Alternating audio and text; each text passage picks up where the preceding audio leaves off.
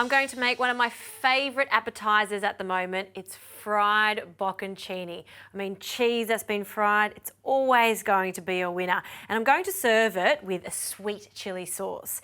Now, these are just the cutest. These are cherry bocconcini. And bocconcini essentially is a mini mozzarella. So it's a soft white curd. And these are called cherry bocconcini because they're essentially the size of a cherry. They're fantastic just as is, but like I said, even better fried. So I'm going to drain them. So just with a sieve over a bowl, and we'll take away that liquid, give them a shake.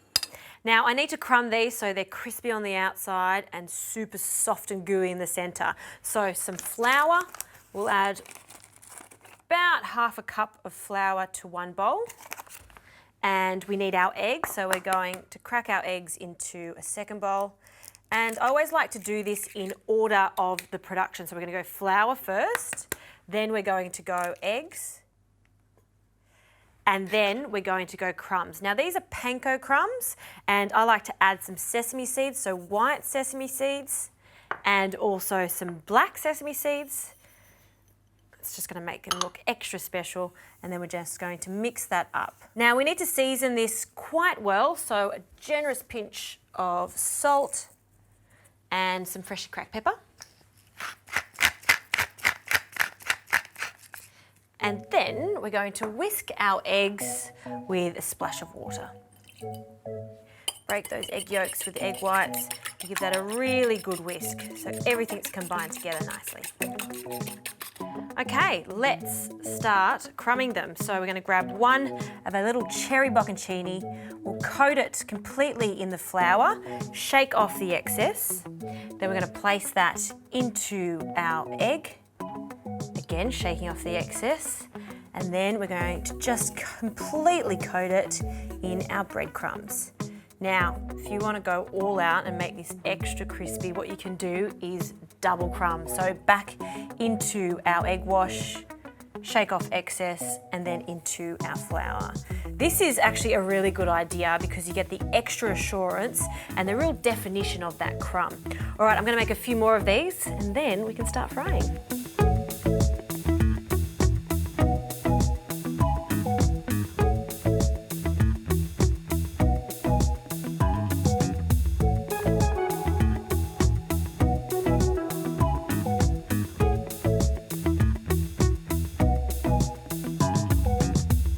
Okay, these have been double crumbed, so it's time to fry.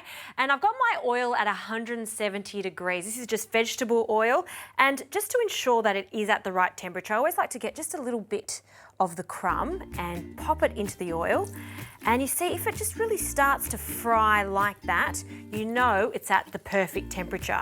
That's just right. So in with our bocconcini balls, and don't overcrowd the pan. You want to add about half of these. Once they're golden brown, we're going to take them out and we'll do the second batch.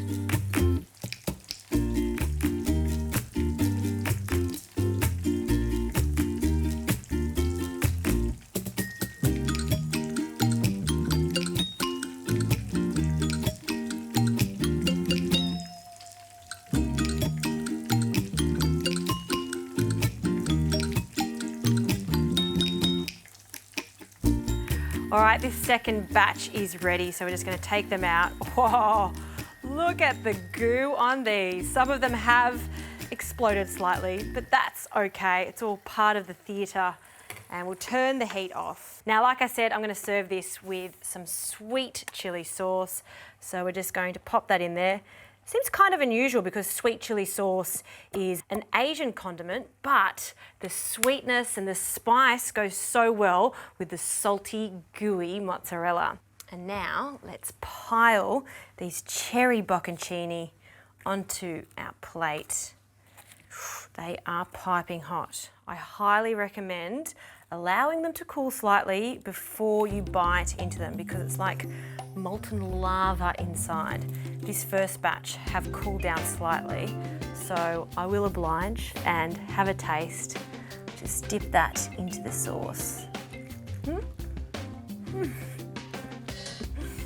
Gooey cheese. Is there anything better? That is so yummy. Double dipping.